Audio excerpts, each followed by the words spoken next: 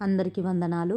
ఈరోజు దేవుని వాక్యము, ప్రభు దృష్టికి మిమ్మును మీరు తగ్గించుకొనుడి, అప్పుడు ఆయన మిమ్మును హెచ్చించును. యాకోబు గ్రంథము 4వ అధ్యాయము 10వ వచనం. ప్రియమైన దేవుని బిడ్డలారా, ఈరోజు దేవుడు నీతో మాట్లాడుతున్నాడు.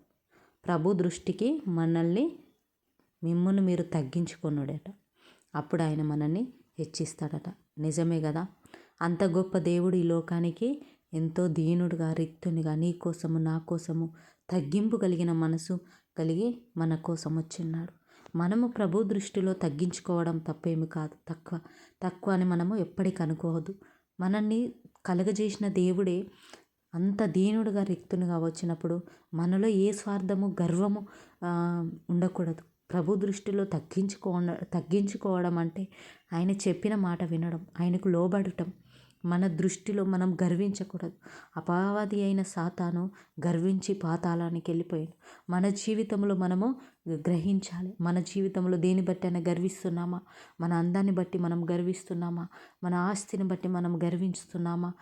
అంటే దానికి ప్రాధాన్యత ఇవ్వడం, దేవుణ్ణి దూరం పెట్టి మన వ్యక్తిగత అవసరతలకు మనము ప్రాధాన్యత ఇవ్వడము, అది మనము గర్విస్తుంటాం. ఒక్కొక్కసారి నేను అందరికంటే గొప్పగా ఉన్నాను, నా స్టేటస్ మంచిగా ఉంది, అందంగా ఉన్నాను నేను, అది గర్వించడమే. దాని ద్వారా మనము దేవునికి ప్రాధాన్యత ఇవ్వలేకపోతున్నాం. అప్పుడు మనల్ని మనం హెచ్చించుకుంటున్నాం. మనల్ని మనం హెచ్చించుకుంటే మనము తగ్గిపోతాం. కాబట్టి మనం దేవుని విషయంలో తగ్గింపు కలిగి ఉండాలి. లోకానుసారంగా, మనం ఇష్టానుసారంగా, మన వ్యక్తిగత జీవితంలో మనము తగ్గిస్తూ ఉండాలి. ఇది మనకు అందం ఉన్నదా? అది దేవుడిచ్చినందుకు దేవునికి వందనాలు చెల్లించాలి. ఆస్తి ఉందా? మంచి కారు ఉందా? మంచి బిల్డింగ్ ఉందా? దాన్ని బట్టి దేవునికి వందనాలు చెల్లించాలి. ఇది దేవుడిచ్చిందే నాకంటూ ఏది లేదు, నేను ఏది కలగజేసుకోలేదు, నేను ఏది తెచ్చుకోలేదు. పని చేసుకోవడానికి మంచి జాబ్ ఉందా? మంచి స్థితిలో ఉన్నావా నువ్వు? అది దేవుడిచ్చిందే. అది దేవుడిచ్చిండని దేవునికి వందనాలు చెల్లించేవారిగా ఉండాలి. మంచి వస్త్రములు కలిగి ఉన్నావా? మంచి కాలనీలో ఉన్నావా? మంచి ఉన్నత స్థాయిలో ఉన్నావా? అది దేవుడిచ్చినదే. దాన్ని బట్టి మనం గర్వించకూడదు. ఇతరులను తక్కువ చేసి చూడద్దు. అది దేవునికి ఇష్టం లేదు. మనము దేవుని దృష్టిలో మనల్ని మనం తగ్గించుకోవడం అంటే మనము మనకు కలిగిన ప్రతి దాన్ని బట్టి దేవునికి మనము వందనాలు చెల్లించే వారిగా ఉన్నాం. ఈరోజు నేను బ్రతికి ఉన్నాను, ఈరోజు ఈ స్థితిలో ఉన్నానంటే అది కేవలం దేవుని కృప ఉన్నదని దేవునికి వందనాలు చెల్లించాలి. అలాంటి మనసు దేవుడు కోరుకుంటున్నాడు. అలాంటి పరిస్థితిని దేవుడు కోరుకుంటున్నాడు. నీ ద్వారా అయినా, నా ద్వారా అయినా అలాంటి మనసు మనం కలిగి ఉండాలి. ఈరోజు మనం పరీక్షించుకోవాలి. ఏ స్థితిలో ఉన్నాం? మనకు కలిగిన దాన్ని బట్టి మనం గర్విస్తున్నామా? అపవాది మన హృదయంలో గర్వాన్ని తెస్తాడు. నువ్వు వారికంటే గొప్ప స్థితిలో ఉన్నావు, నువ్వే గొప్ప అని గర్వించే ఆ హృదయము, అలాంటి ప్రేరేపణది అపవాది మనకి ఇస్తాడు. దాన్ని వెంటనే మనం గ్రహించాలి. మనకే శక్తి లేదు, మనకే బలము లేదు, కానీ కేవలం ఇది దేవుడిచ్చినది. నేను ఈరోజు ఈ స్థితిలో ఉన్నానంటే కేవలం దేవుడిచ్చినదే అని మనం గ్రహించాలి. దేవునికి కృతజ్ఞతలు, స్తుతులు చెల్లించాలి. మనం అలాంటి మనస్తత్వం కలిగి ఉన్నప్పుడు దేవుడు అప్పుడు ఆయన మనల్ని హెచ్చిస్తాడట. అలాంటి మనమంతలో మనము హెచ్చింపబడితే గొప్ప కాదు, కానీ దేవుడు మనల్ని హెచ్చిస్తే అది ఎంతో గొప్ప ఆశీర్వాదకరంగా ఉంటుంది. ఆ ఆశీర్వాదం మనం పొందుకోవాలి. ఆశీర్వాదము దేవుడు మన ద్వారా అదే మనస్తత్వము కోరుకుంటున్నాడు. దేవుడు అంత గొప్ప దేవుడే నీ కొరకు, నా కొరకు తగ్గించుకొని రిక్తునిగా ఈ భూలోకానికి వచ్చినప్పుడు మనమెంత, ఆయన స్థితిలో మనం గర్వించడానికి ఏమీ లేదు. మనం ఏమీ సంపాదించుకొని రాలేదు. తల్లి గర్భములో దిగంబరిగా వచ్చినాము. మరలా ఏమీ తీసుకోలేకుండానే వెళ్ళిపోతాం కదా. మన కొరకు సమస్తముని భూలోకంలో సిద్ధపరిచిండు దేవుడు. నీ కొరకు సమస్తమును, తల్లిదండ్రులను దేవుడే కలుగజేసిండు. నీకు నాస్తి దేవుడే ఇచ్చిండు. నీకు రెక్కలు సంపాదించుకోవడానికి, నీకు ఇచ్చిన జ్ఞానమును, నీకు ఇచ్చిన సర్వ సంపదను దేవుడే కలుగజేసిండు కదా. మనమేమి కలుగజేసినాం? మనమేమి సంపాదించుకున్నాం? నువ్వు ఈరోజు ఉన్నత స్థాయిలో ఉండి ఉద్యోగం చేస్తుండొచ్చు. ఆ ఉద్యోగం చేసుకోవడానికి, ఆ చదువుకోవడానికి నీకు ఇచ్చిన జ్ఞానం ఎవరిచ్చారు? దేవుడే ఇచ్చిండు. ఈరోజు మంచి అందంగా ఉన్నావేమో, అందమును బట్టి గర్విస్తున్నావేమో. ఆ అందం ఎవరిచ్చారు? నిన్ను కలుగజేసింది ఎవరు? నిన్ను నిర్మించింది ఎవరు? దేవుడే. దేవుని బట్టి గర్వించాలి మనం. ఈ లోక ఆశలు, ఈ శరీర ఆశలు, నేత్రాశలు ఇవన్నీ జీవపు డంబలట. కాబట్టి మనము గర్వించడానికి ఏమీ లేదు. సమస్తము మనకు దేవుడే ఇచ్చిండు. తాగడానికి నీళ్ళైన దేవుడు ఇచ్చిండు, తినడానికి ఆహారమైన దేవుడే ఇచ్చిండు.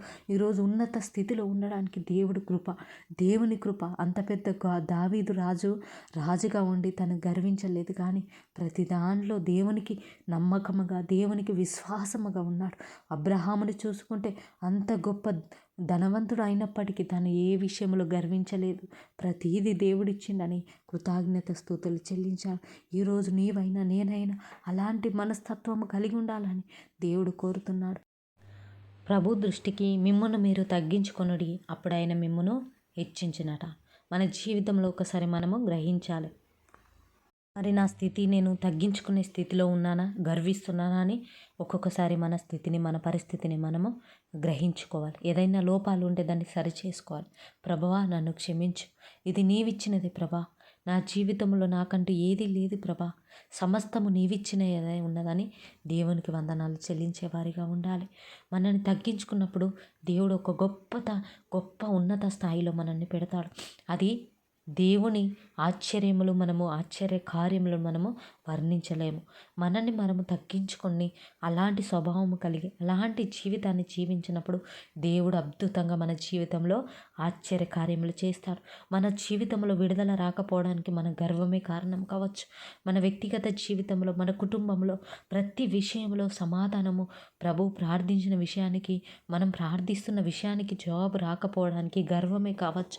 కాబట్టి ఈరోజు నేనైనా అలాంటి మనస్తత్వము కలిగి, తగ్గింపు కలిగి దేవునికి ఎల్లవేళలా కృతజ్ఞత స్తుతులు చెల్లించేవారిగా ఉండాలని ప్రియమైన దేవుని బిడ్డలారా కోరుచున్నాను. ఈ వాక్యం ద్వారా దేవుడు మనతో మాట్లాడుతున్నాడు. ఇది మన హృదయంలో స్వీకరించి మనం ఒప్పుకునే వారిగా ఉండాలి. ఈ వాక్యమును బట్టి ప్రార్థిద్దామా?